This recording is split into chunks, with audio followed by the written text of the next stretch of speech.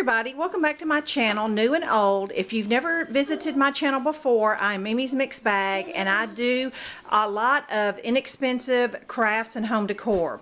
But today I am participating in the $5 Goodwill Challenge hosted by Hillary at My So-Called Home. We take $5, create something or buy something to use in our home for the summer season. Now what I have found this time is 3 of these green placemats. They're 59 cents each at Goodwill, so that makes it about $1.80 plus tax. And then a good friend of mine brought these to me and said, you know, I thought of you when I saw these. It just looked like something you could craft with, and it's actually little watermelon fabric napkins. And I just thought, you know, if you do like this craft, this is something you could certainly recreate. Red fabric, and take a black Sharpie marker and just make some little watermelon dot seeds, easily to reproduce.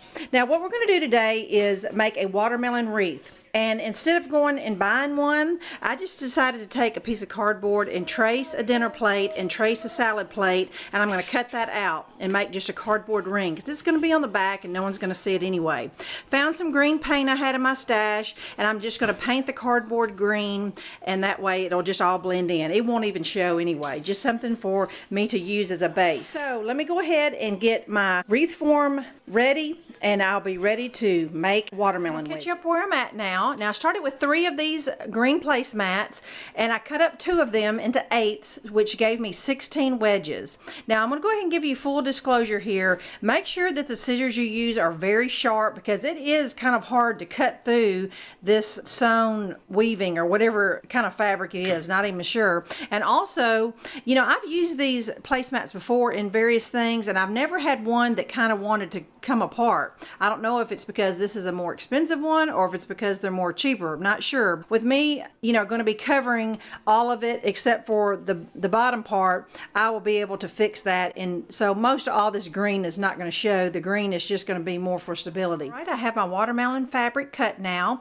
and all I did was I laid my wedges on the cloth napkin and I freehanded it. Did not trace it really or anything, just kind of eyeballed it. I cut it even with the rounded part, but I left a good inch on each side so that when I get ready to create the watermelon, I'm going to raise this up about an inch, and that's going to create my rind. And then I'm going to flip this over and I'm going to hot glue the sides to the back, and that will create my nice neat watermelon wedges, and all this uneven and rough edges will not show. All right, I have a big pile of watermelon wedges here. Now even though I was able to make 16, I was kind of laying them on my form as I was going, just to kind of guesstimate how many I needed. Now I realized that since my wedges were fairly big, that I only needed 12. Let me just show you what the backs of some of them look like. What I need to do now is just take my ring. It's 11 inches. And even though it's smaller, you know, my wedges are a little bigger, it will turn out to be a pretty good size door decoration. So I don't know if I'm going to have the points going out or the points going in, or have them every which way,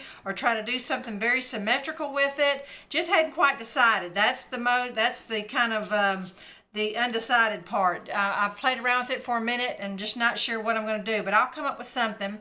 And then I just feel like that this being so summery, it needs a yellow bow on it. So my goal is to find some yellow ribbon in my stash, which will still keep me under $5. And just play around with this. I'll get my wedges attached, just hot gluing them on there, hot glue a bow on there, and hang it on my door. I want to show you just what the back looked like before I hung it up. As you can see, I went with a symmetrical look, but just wanted to show you that cardboard ring works perfectly, and I just used a Coke can tab as my hanger, so no expense there. Right, friends, nothing screams summer more than watermelons and honeybees, so I just love the look of it. The bumblebee thing was just an afterthought. I wanted to show you the package. It comes over there in the little wood cutouts in the Hobby Lobby area. It was $1.99, so even purchasing that, which I didn't purchase for this project, I just happened to think, oh, this would look so cute added on there. You know, this whole project was less than $5 because I had the ribbon.